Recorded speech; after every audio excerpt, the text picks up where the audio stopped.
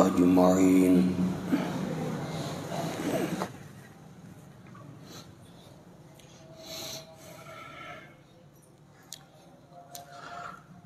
أما بعد فأعوذ بالله من الشيطان الرجيم.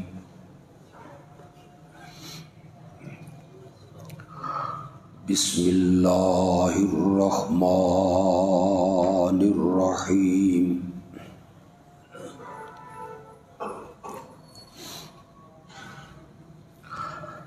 وَإِنْ كَانَ كَبُرَ عَلَيْكَ إِعْرَاضُهُمْ فَإِنِ اسْتَطَعْتَ أَنْ تَبْتَغِيَ نَفَقًا فِي الْأَرْضِ أَوْ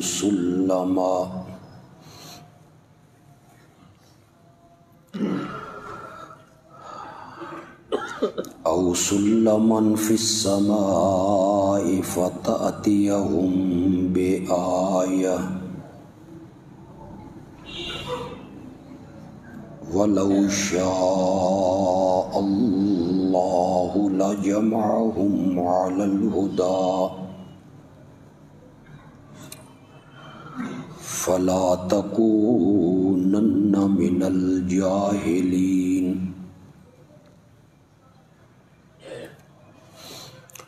إِنَّمَا يَسْتَجِيبُ الَّذِينَ يَسْمَعُونَ وَالْمَوْتَى يَبْعَثُهُمُ اللَّهُ ثُمَّ إِلَيْهِ يُرْجَعُونَ.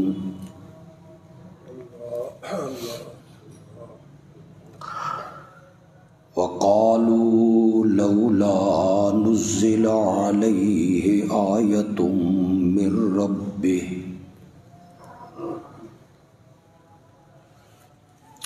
قُلْ إِنَّ اللَّهَ قَادِرٌ عَلَىٰ أَن يُنَزِّلَ آيَةً وَلَٰكِنَّ أَكْثَرَهُمْ لَا يَعْلَمُونَ.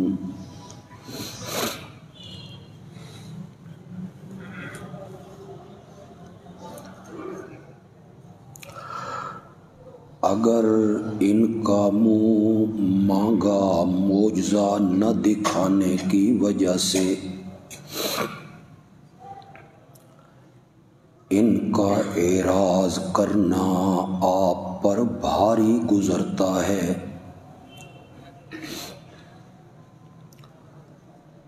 تو اگر آپ کے بس میں ہے تو آپ کوئی زمین میں سرنگ بنا لیں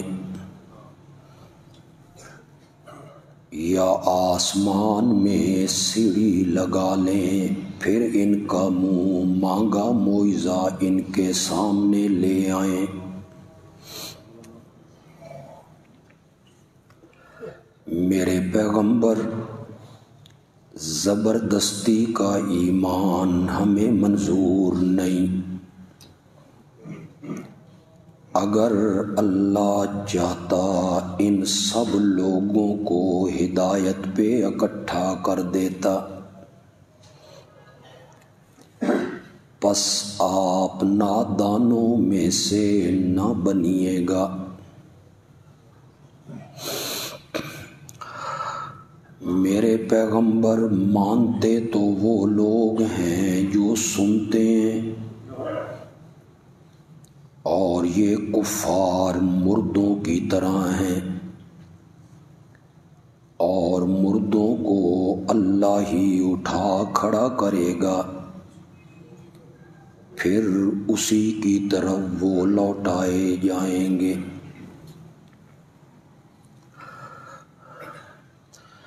آپ کے مخالفین کہتے ہیں کہ اس نبی پر اس کے رب کی طرف سے کوئی نشانی معجزہ کیوں نہیں اتارا گیا، یعنی وہ معجزہ جو ہم مانگ رہے ہیں۔ آپ جواب میں کہیے، اللہ معجزے کے اتارنے پر قادر تو ہے، لیکن ان میں سے اکثر لوگ اس حقیقت کو نہیں جانتے کہ منہ مانگا معجزہ دیکھنے کے بعد جو لوگ ایمان نہ لائیں ہم انہیں صفحہ ہستی سے مٹا دیا کرتے ہیں۔ اللہم صلی علی سیدنا و مولانا محمد النبی الأمی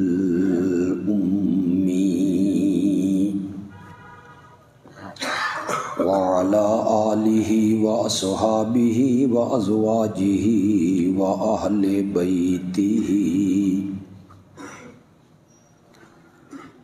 وبارک وسلم ثم صلی علیہ۔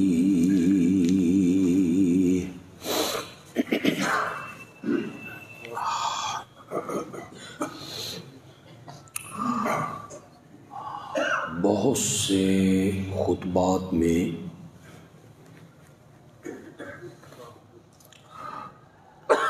یہ حقیقت بیان ہو رہی ہے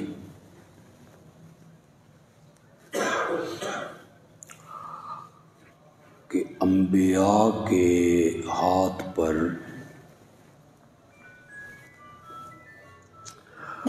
صادر ہونے والے معجزے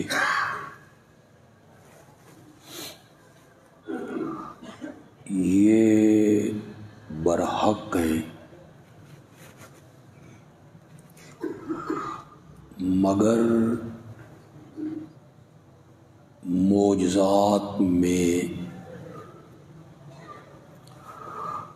ہاتھ نبی کا ہوتا ہے، اختیار اور مرضی اللہ کے نبی کی نہیں عرش والے کی ہوتی ہے۔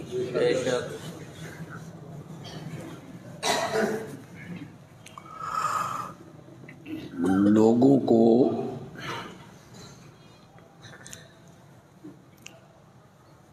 معجزے کی حقیقت کا سمجھانا اس لیے بہت ضروری ہے کہ جتنے لوگ شرک میں مبتلا ہوئے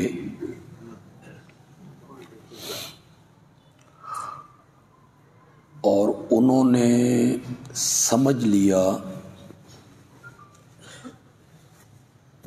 کہ انبیاء متصرف ہوتے ہیں، قادر ہوتے ہیں، مختار ہوتے ہیں،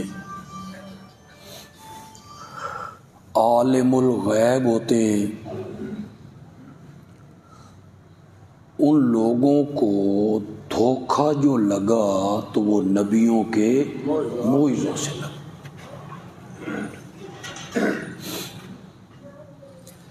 عباد البطن قسم کے علماء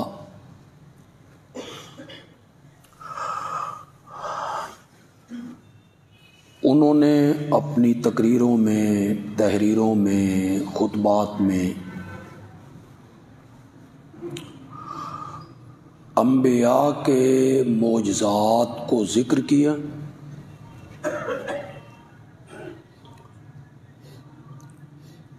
اور اس سے انبیاء کا تصرف، اختیار اور ان کا عالم الغیب ہونا ثابت کیا ہے۔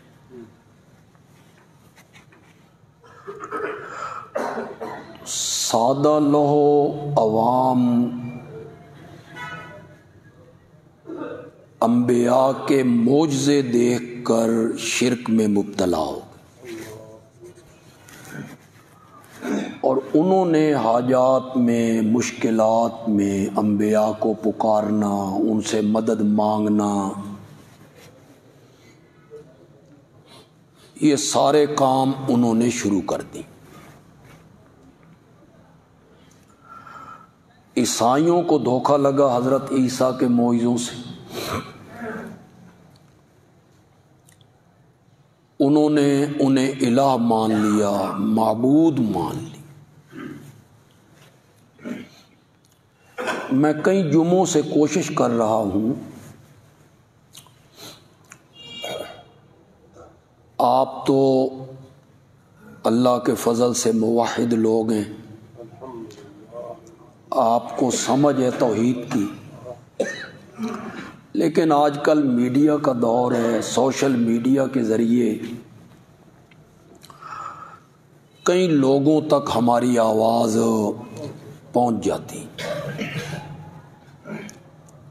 اللہ کرے کسی کے لیے باعث ہدایت بن، اسے سمجھ آ جائے۔ لوگوں کو سمجھانے کی ضرورت ہے کہ معجزے کا فاعل اللہ کا نبی نہیں ہوتا، معجزے کا فاعل جو ہے وہ کون ہے؟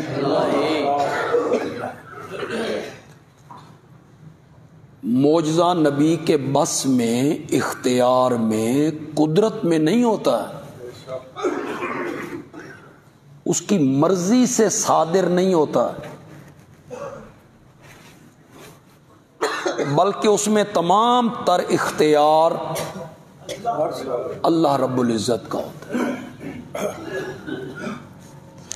قرآن نے کئی انبیاء کے معجزات کا ذکر کیا۔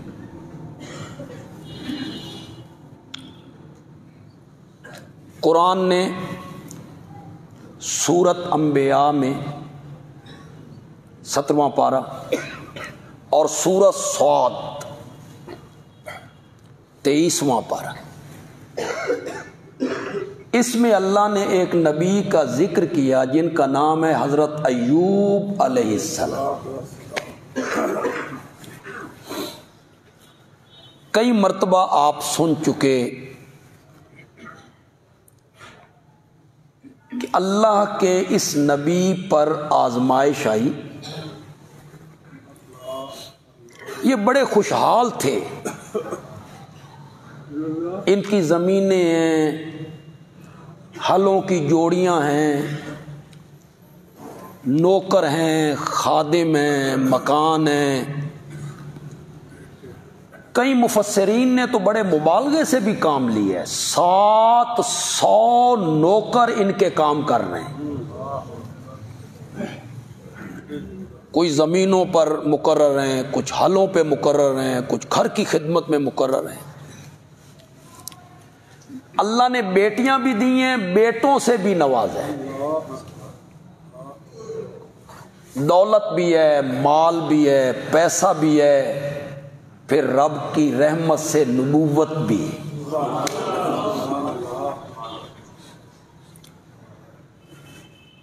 یہ بڑے شاکر ہیں، شاکر، اللہ کا شکر ادا کرنے والے ہیں۔ پھر اللہ نے انہیں آزمائش میں ڈالا ہے،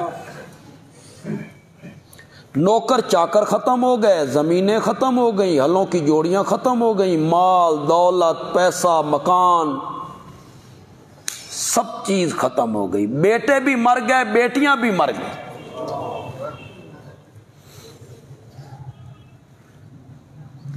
یہ خود ایک بیماری میں مبتلا ہو۔ مفسرین نے اس بیماری کی مدت کو ذکر کیا ہے، کئیوں نے 7 سال کا ذکر کیا اور کئی مفسرین نے 18 سال کا ذکر کیا۔ آپ کا جسم نہیں کانپا 18 سال سن کے؟ 18 سال وہ ایک بیماری میں مبتلا رہے، قرآن نے اس بیماری کا ذکر نہیں کیا اور میرے آقا نے بھی اس بیماری کا ذکر نہیں کیا۔ یہ اسرائیلی روایات ہوتی ہیں، چیچک تھی، فلاں بیماری تھی، فلاں بیماری تھی، یہ ان کی اپنی باتیں ہیں۔ اسرائیلی روایات آ جاتی ہیں ہماری تفسیر کی کتابوں، اس میں چاشنی پیدا کرنے کے لیے۔ آج بھی کئی خطیب اور مقرر انہی اسرائیلی روایات کو اپنی تقریر کی شیرینی بنانے کے لیے بیان کرتے رہتے ہیں، ان کا سر پاؤں کوئی نہیں ہوتا۔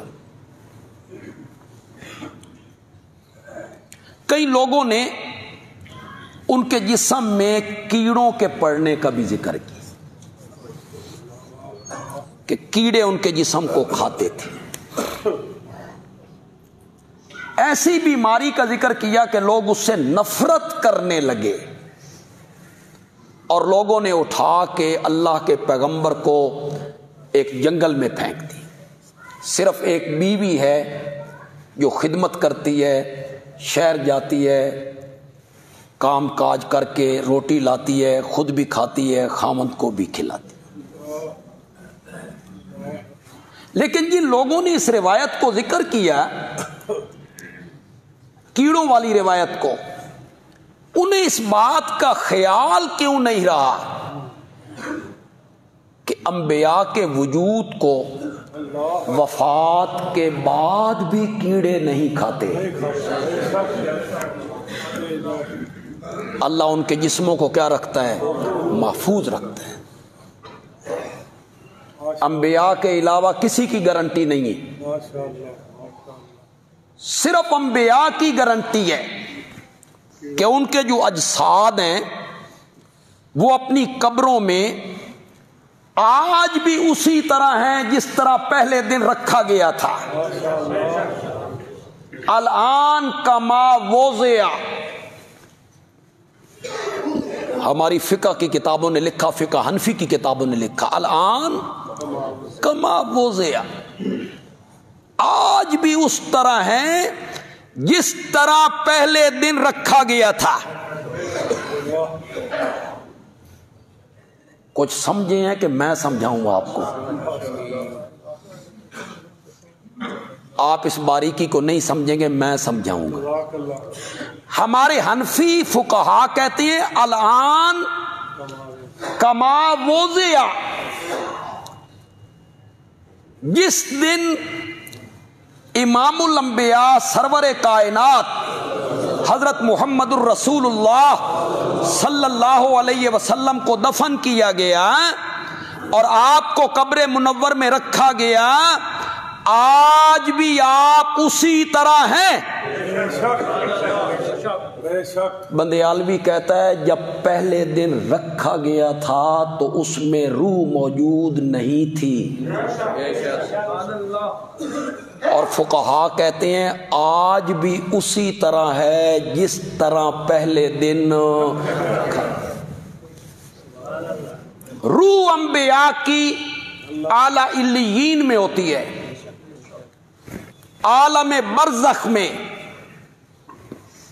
اجساد ان قبروں میں محفوظ ہیں، کیڑے مکوڑے، مٹی، ریت، کوئی چیز بھی ان کے جسموں کو نقصان نہیں پہنچا سکتی، مگر ان کی ارواح وہ اعلیٰ علیین میں ہے، رفیق اعلیٰ میں ہے، جنت الفردوس میں ہے۔ کسی کو یقین نہیں آتا تو میرے نبی کی اس دعا کو بخاری میں پڑھے، جب میرے نبی نے اپنی انگلی مبارک آسمان کی طرف اٹھا کے کہا تھا اللہم بالرفیق الاعلی۔ بالرفیق الاعلی کیا ہے؟ مان نبیین، جہاں اللہ کے نبی ہیں، صدیق ہیں، وہ اعلیٰ علیین ہیں، عالم برزخ ہے۔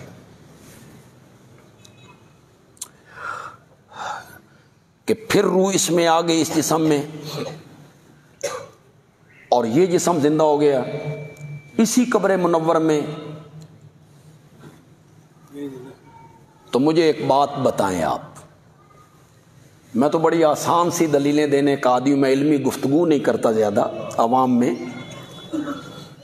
ام المومنین سیدہ عائشہ صدیقہ رضی اللہ تعالی عنہ، انہی کے حجرے میں ہے نا میرے پیارے پیغمبر دفن، اور نبی پاک کے دفن ہونے کے بعد وہ وہی رہتی تھی،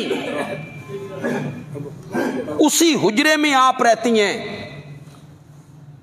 میری ماں کہتی ہیں کہ جب نبی پاک کا آخری وقت آیا تو آپ کا سر مبارک میری جھولی میں تھا، میرے ساتھ ٹیک لگایا ہوا تھا آپ نے، اور آپ بار بار کہہ رہے تھے اللہم بالرفیق الاعلی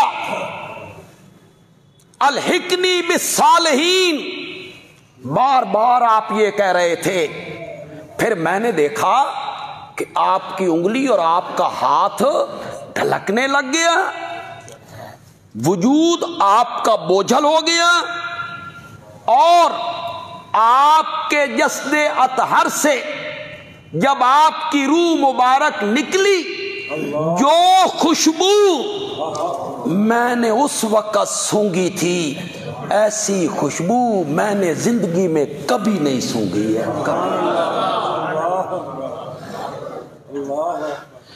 عام مومن کے لیے، عام مومن کی روح قبض کرنے کے لیے فرشتے خوشبو میں معطر غلاف لاتے ہیں، امام الانبیاء کے لیے کیا لائے ہوں گے، کیا لائے ہوں گے؟ عام مومنوں کے لیے، عام مومن، اللہ ہماری قسمت میں بھی کرے، جو شرک نہیں کرتے،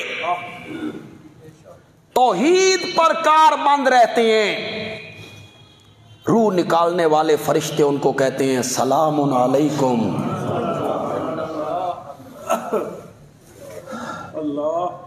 خوشخبریاں دیتے ہیں، خوشخبریاں،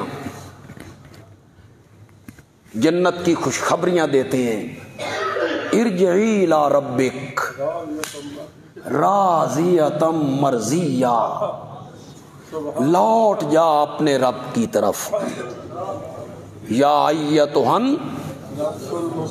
نفس المطمئنہ ارجعی الی ربک، تسا اتھے رکھن لگے ہوئے ہو، اور فرشتے کیا کہتے ہیں ارجعی الی ربک راضیۃ مرضیہ فادخلی فی عبادی وادخلی جنتی۔ یہ تو عام بندے کے لیے، موحد بندے کے لیے، امام الانبیاء کے لیے کیا ہوگا؟ میں اکثر بیان کرتا ہوں، حدیث میں آیا جب آپ کا آخری وقت ہے، جبریل کریم ہے، دروازے پہ دستک ہوئی، آپ نے پوچھا یہ کون ہے؟ جبریل نے کہا یہ وہ ہے جس نے کبھی کسی سے اجازت نہیں لی، رب نے کہہ کے بھیجا ہے میرے نبی کے گھر میں اس وقت تک قدم نہیں رکھنا جب تک میرے نبی سے پوچھ نہیں لینا۔ انبیاء کی کچھ خصوصیات ہوتی ہیں جو عام مومنوں سے انہیں الگ کر دیتی ہیں، اللہ نے انہیں کچھ انفرادی خصوصیات سے نواز رکھا ہوتا ہے۔ امت کے عام لوگوں کو 4 شادیاں کرنے کی اجازت ہے، میرے نبی پر کوئی پابندی نہیں، خصوصیت ہے۔ جہاں بندہ فوت ہو قریبی قبرستان میں اس کی تدفین ہونی چاہیے، لیکن جہاں نبی فوت ہو وہیں اس کی قبر بنی، خصوصیت۔ انبیاء کو کچھ خصوصیات حاصل ہوتی، ان میں سے ایک خصوصیت یہ ہے کہ انبیاء کو روح قبض کرنے سے پہلے اختیار دیا جاتا ہے، اس دنیا میں رہنا چاہتے ہو یا ہمارے پاس آنا چاہتے ہو؟ نبی سے پوچھا جاتا ہے۔ نبی پاک نے اپنے انتقال سے 4 دن پہلے خطبہ دیتے ہوئے یہ کہا تھا ان اللہ خیر عبدا بین الدنیا والآخرہ، اللہ نے ایک بندے کو اختیار دیا ہے کہ دنیا میں رہنا چاہتے ہو یا آخرت کو پسند کرتے ہو، فاختار الآخرہ، اس نے دنیا کی حیات کو پسند نہیں کیا، اس بندے نے فاختار الآخرہ۔ یا رسول اللہ یہ وہ ہے جس نے کبھی کسی سے اجازت نہیں مانگی، اجازت مانگ رہا ہے، اجازت ہو تو اندر بلا لوں؟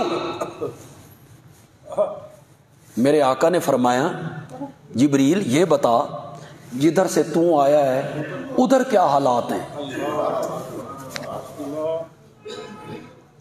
کیا مقام ہے میرے نبی کا، کیا بات، کیا بات، ادھر کے کیا حالات ہیں؟ جبریل کہتا ہے ان اللہ قد اشتاق لقاءک، وہ تو تیری ملاقات کا مشتاق بیٹھا ہوا ہے۔ فرمایا پھر میں بھی تیار اب بلا لے۔ اللہم بالرفیق الاعلی۔ حضرت عائشہ کہتی ہیں جو خوشبو جسد سے روح نکلتے ہوئے میں نے محسوس کی تھی، سبحان اللہ، ایسی خوشبو پھر میں نے کبھی نہیں سونگھی ہے، نہیں سونگھی ہے۔ لوگوں اگر یہ روح پھر واپس آئی ہوتی تو وہ حجرہ تو میری ماں کا تھا، عائشہ صدیق، ہمارا روح اس جسد اطہر میں آتی تو ام المومنین کو دوبارہ یہ خوشبو سونگھنی چاہیے تھی، لیکن وہ کہتی ہیں صرف نکلتے ہوئے جو خوشبو میں نے سونگھی، پھر ایسی خوشبو میں نے ساری زندگی میں کبھی نہیں سونگھی۔ انبیاء کے اجساد اپنی قبروں میں محفوظ ہوتی ہیں، ان کو وفات کے بعد کیڑے نہیں کھاتے۔ حضرت ایوب کو زندگی میں کیڑوں نے کیسے کھا لیا، اتنا ان مفسرین نے نہیں سوچا۔ تو میرے آقا نے اس بیماری کا تذکرہ نہیں کیا، قرآن نے اس بیماری کا تذکرہ نہیں کیا، مطلق تکلیف کا ذکر کی۔ کوئی ایسی بیماری جس نے طول پکڑا، لوگ پہلے ان کے مخالف تھے، انہوں نے طرح طرح کی باتیں کی ہوں گے، بے پیران دی مار پئی ہے کہ نہیں پئی، تو ہمارے معبودوں کے خلاف بولتا تھا اور کہتا تھا ایک ہی الہ ہے، ہن سنا یہ تانے الگ۔ بعض مفسرین نے لکھا 18 سال، یہ سب تفسیری روایات ہیں، میں اس کی کوئی ذمہ داری قبول نہیں کر رہا ہوں، حدیث میں یہ نہیں ہے۔ 70 سال کی عمر میں بیماری لگی، عمر کتنی تھی؟ 70 سال، اور بیوی صنف نازک ہے، عورت ہے، بار بار کہتی ہے اللہ کو کہو نا، اللہ سے التجا کرو نا، اللہ سے درخواست کرو نا، ہونتے بیماری بڑی لمبی ہو گئی ہے۔ اور حضرت ایوب کہتے تھے میں کہنے کو تو کہہ دوں، اور جواب میں اللہ کہے حالے اتنے دکھ تو نہیں ویکھے جتنے سکھ ویکھ کے آئیں۔ 70 سال سکھ بھی تو نے دیکھا ہے نا، ابھی سے گھبرا گئے ہو۔ پھر شیطان نے جال ڈالا، ان کی بیوی جس راستے سے گزر کے آتی ہے اس راستے کے کنارے پہ بیٹھ گیا، پیر کی شکل میں، ولی کی شکل میں، نیک بندے کی شکل میں ایک دربار لگایا۔ اس نے دیکھا یہاں ہجوم ہے، لوگ اکٹھے ہیں، یہ بھی قریب گئی۔ ہوتا کیا تھا، ایک مریض آتا، وہ کہتا میں بڑا بیمار ہاں، علاج کرا کرا کے تھک گیا، کچھ نہیں بنیا، وہ بزرگ کرتا ٹھیک ہو جاتا، دوسرا تیسرا چوتھا۔ اس پر بڑا اثر ہوا کہ بابے دی چھوچو بڑا اثر ہے۔ اس نے کہا میرا خامد بھی بیمار ہے، اس آخیا بیٹھا ہی تیرے واسطے ہیں۔ وہ سارے جنات ہوتے تھے، وہ جو مصنوعی بیمار بن کے آتے وہ کیا ہوتے تھے؟ وہ سارے کیا ہوتے تھے؟ جن ہوتے تھے۔ وہ مصنوعی بیماری ہوتی، وہ سارا فریب تھا، فراڈ تھا۔ اللہ آپ کو قرآن کے قریب لائے، اللہ آپ کو قرآن پڑھنے کی توفیق دے۔ شاہ عبد القادر محدث دہلوی رحمۃ اللہ علیہ نے اپنی تفسیر موضع القرآن میں ایک جگہ پہ لکھا، شیطان اپنا اچھا سا نام رکھ کے اپنے آپ کو پجواتا ہے۔ اور سن رہے ہو کہ کوئی نہیں سن رہا؟ شیطان اپنا اچھا سا نام رکھ کے اپنے آپ کو پجواتا ہے۔ کسی جگہ پہ دربار لگایا، وہ جن جو تھے وہ مصنوعی مریض بن کے آئے، اس نے چھو کی، وہ ٹھیک ہو گیا، دوسرا تیسرا، پھر قریب کے دیہات کے لوگ آنے لگے، دور کے لوگ آنے لگے، پھر یہ مصنوعی طور پہ مر گیا۔ لوگوں نے اس کو دفن کر کے اس کی قبر پہ منتیں، نظریں، چڑھاوے چڑھانے شروع کر دیے۔ اے حرامی کسی اور جگہ تے جا کے بیٹھ گیا۔ یہ گمراہ کرنے کا ہر طریقہ استعمال کرتے ہیں، جس سے لوگ بڑے متاثر ہوتے ہیں، کئی لوگ متزلزل ہو جاتے ہیں۔ کدی قبراں دے وچوں آواز لان لگ جاندا، تو ان پیش کی دس چھڈاں، کبھی قبروں کے اندر سے آواز دیتا ہے۔ مثلا آپ جا رہے ہیں، اندر سے کہہ رہا ہے اور کتھے پیر رکھن لگ گئے ہوئے، خیال کر کے ٹور، اسی جیوندے ہیں۔ اگر یہ آواز کسی قبر سے آنے لگ جائے، ساڈی کسی مننی؟ لوگ کہنے وہ کہتے تھے سن دے نہیں، اور ویکھو قبرہ چو آواز آ رہی۔ یہ چکر چلاتا ہے، بعض اوقات ایک بزرگ کی شکل بن کے سامنے آ جاتا ہے۔ آپ ہمارا درس سن کے واپس جا رہے ہیں، اپنے گھر کی گلی میں پہنچے ہیں، یہ بزرگ کی شکل میں سامنے آ گیا، جبہ پہنا ہوا ہے، زلفیں رکھی ہوئی ہیں، نورانی چہرہ ہے، کہتا ہے میں شیخ عبد القادر جیلانی ہوں۔ کدھر گئے تھے؟ 18 بلاک درس سننے گیا تھا۔ او گستاخ دا درس؟ بندہ کہتا ہے جی شیخ عبد القادر جیلانی۔ ہن بندہ اس نے کس طرح دسے بھی یہ شیخ عبد القادر جیلانی نہیں؟ یہ روپ دھارا ہے شیطان نے، سامنے آ جاتا ہے، گمراہی کے ہر حربے استعمال کرتا ہے۔ اگر آپ کے ساتھ کبھی یہ معاملہ پیش آئے، جوتی اتارنی ہے اور پڑھنا ہے اعوذ باللہ من الشیطان الرجیم۔ پھر اس کا آپ کرشمہ دیکھیں، کرشمہ کیا نظر آتا ہے۔ گمراہ کرنے کا ہر حربہ استعمال کرتا ہے۔ ایسا کیا بیٹھا ہی تیرے واسطے کہ میرا خامد بیمار ہے، آ کے میرے کو لے آ۔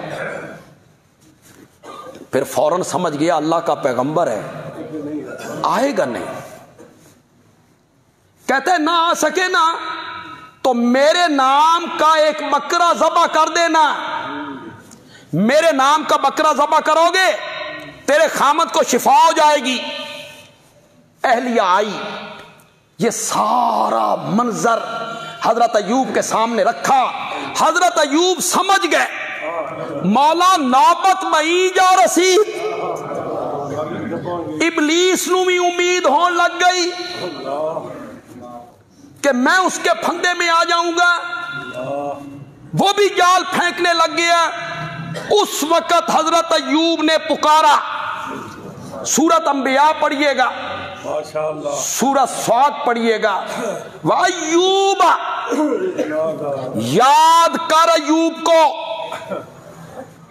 تذکرہ کر ایوب کا، اذ نادا ربہ، جب پکارا اس نے کس کو؟ اپنے رب کو، حضرت آدم دا وسیلہ دے کے،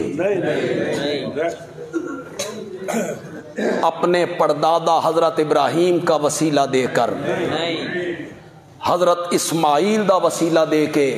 بولو بولو، کہتے جو رہتے ہو بھائی پکارنا تو اللہ کو چاہیے، لیکن فلاں کے وسیلے سے، فلاں کے صدقے سے۔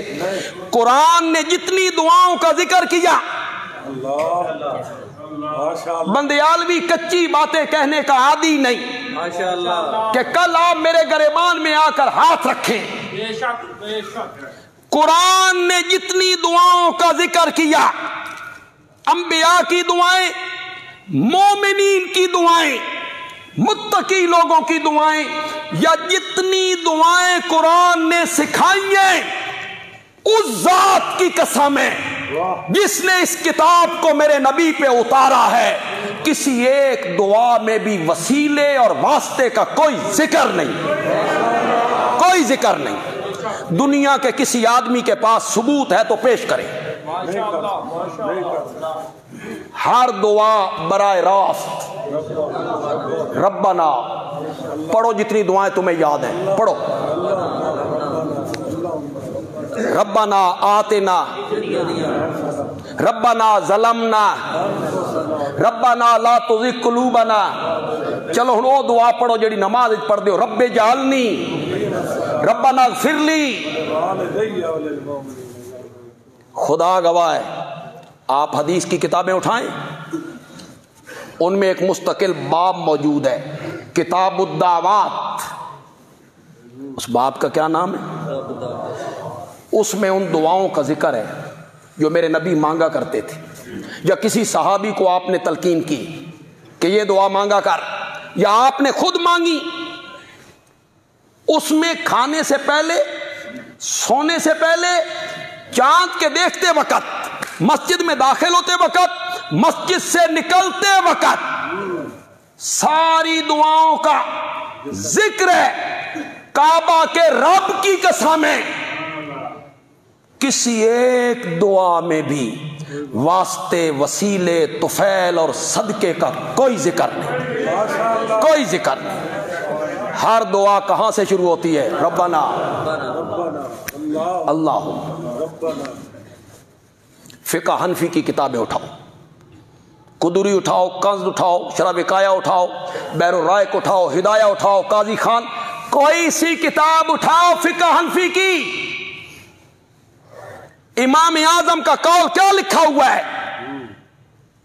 دعا مانگنی بحق نبیک، بحق ولیک، نبیوں کے حق سے میری دعا قبول کر، اولیاء اللہ کے حق سے میری دعا قبول کر. مکروہ، اٹھاؤ فقہ حنفی کی کتابیں. ہمیں سمجھ نہیں آئی، وسیلہ، صدقہ، طفیل، فلانے دے وسیلے نال، فلانے دے صدقے، پتہ نہیں تم نے کہاں سے لکھا. وہ جو قرآن کی آیت پیش کرتے ہو، یا ایھا الذین آمنوا اتقوا اللہ وابتغوا الیہ الوسیلہ، اس کا یہی معنی ہے جو تم کرتے ہو، اللہ کی طرف وسیلہ ڈھونڈو. یہ الوسیلہ میاں، اے اردو والا وسیلہ نہیں جس کا معنی ہوتا ہے ذریعہ، یہ وہ وسیلہ نہیں ہے. الوسیلہ التقرب بالایمان وبالاعمال الصالح. ایمان اور اعمال صالحہ کے ذریعے اللہ کا قرب تلاش کرو. خود اس آیت میں موجود ہے، یا ایھا الذین آمنوا، ایمان، اتقوا اللہ، تقوی، جاہدوا فی سبیلہ، جہاد، وابتغوا الیہ الوسیلہ. آپ میں جو سمجھدار لوگ ہیں، یا ایھا الذین آمنوا اتقوا اللہ، ایمان، تقوی اور جہاد کے ذریعے اللہ کا قرب تلاش کرو. الوسیلہ قرب، ذریعہ نہیں.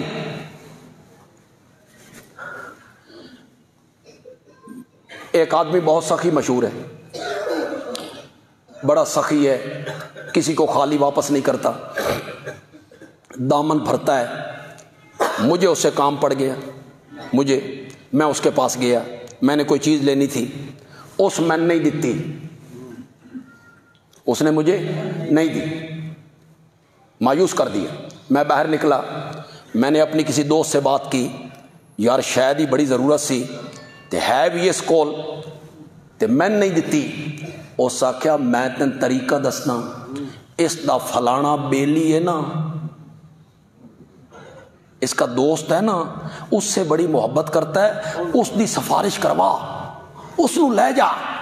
میں دوست کے پاس چلا گیا، میں نے کہا چیز چاہیے، تیرا دوست ہے تے میں لے دے۔ وہ دوست میرے ساتھ گیا، اس نے سفارش کی، سخی نے چیز دے دی، سخی دے پلے کی رہ گیا؟ سخی کے پلے کیا رہ گیا ہے؟ تسیمی رب دے پلے کوئی شاید چھوڑنی ہے کہ کوئی نہیں چھوڑنی؟ اللہ کو کہتے ہو اونج تے تو نہیں دیندا، ہن نبی دا واسطہ ہی ہن دینا کہ نہیں دیندا؟ اللہ کہتا ہے ہن تے دینا پینا۔ پھر یہ رحمان کس کا ہے؟ پھر یہ رحیم کس کا ہے؟ پھر یہ کریم کس کا ہے؟ پھر موتی کس کا ہے؟ پھر یہ الوہاب کس کا ہے؟ پھر یہ اس کی صفتیں کیا؟ الوہاب، بن مانگے دینے والا، الوہاب بن مانگ۔ کیوں بھائی تم نے یہ وجود رب سے مانگا تھا؟ آنکھیں، کان، زبان، ہاتھ، پاؤں، دل، دماغ، معدہ منگیا سائے؟ کس نے دیا؟ کس دے واسطے نال دیتا؟ جدا منگن جوگا نہ ہے، اس نے بن مانگے دے دیا، ہن منگن جوگا ہویا، اب کہتے ہیں میری نہیں سنتا۔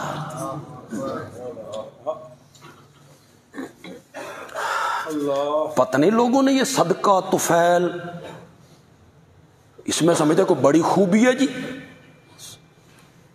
اللہ کے پلے کچھ نہیں رہ جاتا۔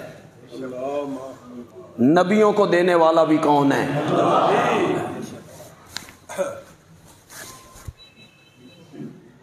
نہ دینا، اشارہ سمجھ جاؤ، نہ دینا تو 9 سال میرے نبی کے بستر پہ رہنے والی عائشہ، جس کو جبریل کے سلام آیا کرتے تھے، جس کی پاک دامنی میں رب نے 18 آیتیں اتاری تھیں، اس عائشہ کو بھی اولاد سے محروم کر دیتا ہے جی۔ نہ دینے پہ آئے نا تو پھر سیدہ عائشہ جیسی عورت، اس کی جھولی اولاد سے خالی رہ جاتی ہے۔ یہ ثابت کرنے کے لیے کہ اولاد کے خزانے نبیوں ولیوں کے نہیں، میرے اختیار میں ہیں، میرے اختیار میں۔ میں دینے پہ آؤں تو روکنے والا کوئی نہیں، میں نہ دینا چاہوں ولا ينفع ذا الجد منک الجد، ولا ينفع ذا الجد منک الجد۔ کسی صاحب ثروت آدمی کو اس کی دولت کوئی فائدہ نہیں دیتی، نہیں دیتی۔ مال ہے، دولت ہے، موت دا شکنجا چڑھیا نا، کچھ کام نہیں آئے۔ حضرت ایوب نے بیماریوں میں کس کو پکارا؟ زور سے بولو، زور سے بولا۔ کہاں کہاں بھاگتے ہو یار؟ گردے میں پتھری ہو گئے تو للے ٹونٹ جاؤ۔ اے محکمہ اللہ انہوں نے سپرد کیتا، جوڑا چھوا ہو گئی ہے تو شاہ جیمنے جاؤ، یہ محکمہ اللہ نے ان کے سپرد کیا ہے۔ اولاد نہیں ہوتی تو سلطان باؤ جاؤ، یہ محکمہ اللہ نے ان کے سپرد کیا ہے۔ میں ترجمہ نہ کروں، قرآن پڑھوں، خدا کے لیے سمجھ جاؤ میں کیا کہنا چاہتا ہوں۔ حضرت یوسف نے کہا تھا ارباب متفرقون خیر ام اللہ الواحد۔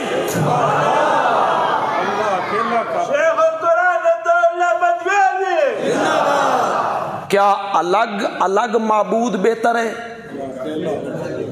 کوئی پتھری کڈھن والا، کوئی ہوا کڈھن، کوئی پتر دین والا، کوئی جسم دے موقع ہٹان والا، کوئی شفا دین والا، کوئی رہائیاں دین والا. یہ الگ الگ معبود بہتر ہیں ام اللہ الواحد؟ الواحد تو کہو یار. ام اللہ الواحد القہار. وہ اکیلا اللہ، وہ بہتر ہے. کہاں بھاگتے پھرتے ہو یار؟ شفائیں کسی کے اختیار میں نہیں ہیں. حضرت عیسیٰ علیہ السلام جب کوڑ کے مریض کو درست کرتے تھے نا، ان کے اختیار میں نہیں تھا، بِإِذْنِ اللہ. وہ ان کا معجزہ تھا. معجزے میں اختیار کس کا ہوتا ہے؟ میرے آقا خود بیمار ہوتے تھے. میرے آقا گھوڑے سے گرے، گھٹنے میں تکلیف ہو گئی، 1 مہینے تک مسجد میں نہیں آ سکے. گھوڑے سے گر گئے، میرے نبی کو بچھو نے ڈنگ مار دی. بچھو نے ڈنگ مارا، وہ انگلی درد کرنے لگ گئی. میرے نبی نے کہا اللہ اس پہ لعنت کرے، اے نہ اے ویکھدا بے نبی دی انگلی ہے کہ امتی دی انگلی. ڈنگ تو لگا، بیمار ہوئے، کئی دفعہ سر میں درد ہوا. شافی کون ہے؟ الشافی کس کا نام ہے؟ وَإِذَا مَرِضْتُ. کس نے کہا تھا؟ حضرت ابراہیم علیہ السلام. وَإِذَا مَرِضْتُ. کیا بات ہے یار نبیوں کی. اللہ اکبر. بری چیز کی نسبت رب کی طرف نہیں کی. نا جب تو مجھے بیمار کرتا ہے، یہ ہے ادب، یہ ہے ادب. بری چیز کی نسبت نہیں کی. فرمایا اذا مریض، تو جب میں بیمار ہوتا ہوں، فَهُوَ يَشْفِينِ. مولا تو ہے شفا دینے والا. وَأَيُّوبَ إِذْ نَادَى رَبَّهُ. اللہ تمہیں قرآن کی سمجھ عطا فرمائے. یاد کر قرآن میں ایوب کو، جب اس نے پکارا اپنے رب کو، انی مسنی الضر. مولا مجھے دکھ لگ گیا ہے، مصیبت چمٹ گئی ہے، تکلیف میں مبتلا ہو گیا ہوں. انت ارحم الراحمین. تو سب رحم کرنے والوں میں سے بڑا رحم کرنے والا ہے. دیکھا ہے اللہ کے پیغمبر کو، مولا مجھے دکھ لگ گیا ہے شفا دے دے نہیں کہا. اپنا دکھ کا ذکر کیا، رب کی رحمت کے دروازے پہ دستک دے دی. مجھے دکھ لگ گیا ہے، تو ہے سب رحم کرنے والوں میں سے بڑا رحم کرنے والا. قرآن پڑھو، سورت انبیاء پڑھو، سورت صاد پڑھو، 17واں پارہ اور 23واں پارہ پڑھو. قرآن کہتا ہے فَكَشَفْنَا بِهِ. ہم نے ہٹا دیا، ہم نے جس تکلیف میں ایوب تھے، ہم نے اس تکلیف کو ہٹایا. کیسے؟ ارکض برجلک. یہ معجزہ ہے. اسی کے لیے میں نے سارا واقعہ بیان کیا. اپنے اختیار میں، اپنے اختیار میں ہے تو پہلے پاؤں مارتے زمین پر. اپنے اختیار میں ہوتا تو زمین پہ پہلے پاؤں مارتے، چشمہ جاری ہوتا. اب 18 سال کے بعد اللہ نے کہا ارکض برجلک. اپنی ایڑی اور پاؤں زمین پہ رگڑیے. ھذا مغتسل بارد. یہ ہے نہانے کے لیے ٹھنڈا پانی و شرابن اور پینے کے لیے. یہ معجزہ ہے حضرت ایوب کا. فاعل کون ہے؟ ان کے اپنے اختیار میں، اپنے بس میں، اپنی مرضی میں. یہی حقیقت آپ کو سمجھانا چاہتا ہوں. انبیاء کے معجزے برحق ہیں، لیکن معجزوں میں ہاتھ نبی کا ہوتا ہے، مرضی اور اختیار کس کا ہے؟ مرضی ان کی نہیں ہے، اختیار ان کا نہیں ہے. اختیار میں ہوتا تو پہلے چشمہ جاری کر لیتے. نہیں، اب اللہ نے کہا ھذا مغتسل بارد و شراب. ہم نے اس تکلیف کو بھی ہٹایا. اگلی آیت آپ کو سمجھ نہیں آئے گی، آیت سمجھ کے آپ سمجھ جائیں بھی اللہ کیا کہنا چاہتے ہیں. ترجمہ کروں گا تو پھر تو ظاہر بات ہے سمجھ آ جائے گی. وَآتَيْنَاهُ أَهْلَهُ، اہل تو سمجھ رہے ہوں گے. وَآتَيْنَاهُ أَهْلَهُ وَمِثْلَهُمْ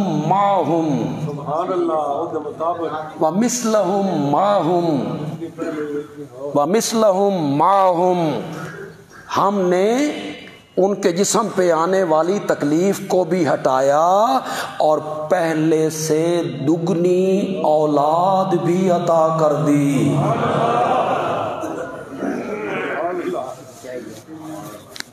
کچھ مفسرین نے معنی کیا، میں نے تو پہلے سے دگنی والا جو معنی کیا، یہ جمہور کا معنی یہی ہے. یعنی پہلے اگر 7 بیٹیاں تھیں تو پھر 14 بیٹیاں دے دی. پہلے اگر 10 بیٹے تھے تو 20 بیٹے دے دی. جوانی چڑھے، صحت آئی،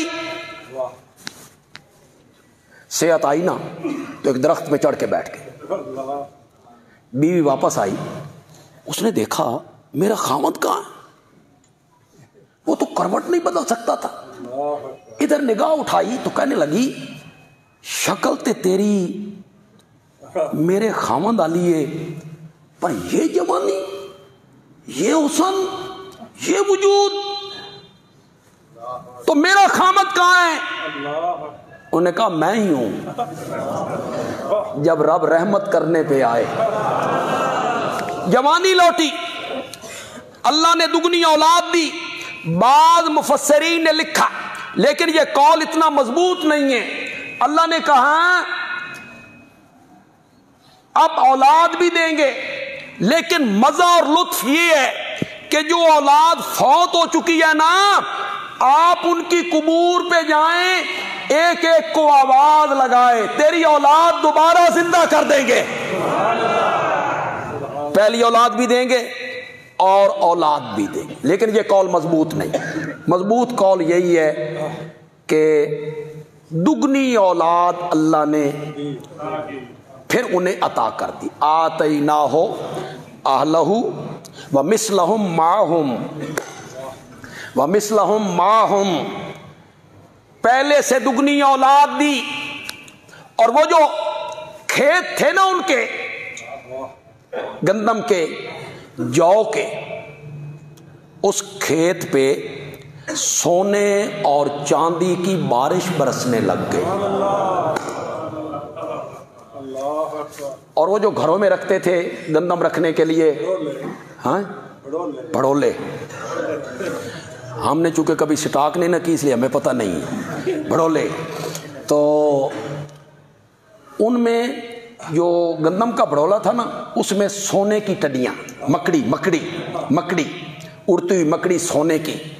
حضرت ایوب علیہ السلام ان کو پکڑنے لگ گئے. اللہ نے فرمایا ایڈا ہرس بھی چنگا نہیں ہوندا. تو حضرت ایوب کہتے ہیں مولا تیری رحمت سے کون نا امید مسلمان، یہ تیری رحمت ہے، میں تو تیری رحمت کو حاصل کر رہا ہوں. اب جو بات میں کہنے لگا ہوں اس کا مجھے ترجمہ نہیں کرنا پڑے گا. ترجمہ نہ کرنا پڑے اور پھر بات سمجھ آ جائے تو پھر لطف ہے. اللہ کہتے ہیں آتیناہ اہلہ ومثلہم معہم، ہم نے ایوب کو پہلے سے دگنی اولاد دی، صحت دی، جوانی دی، رحمتم منا، رحمتم منا، یہ ہماری طرف سے کیا تھی؟ فکشفنا، ہم نے تکلیف، ہم نے پہ ذرا غور کرو یار،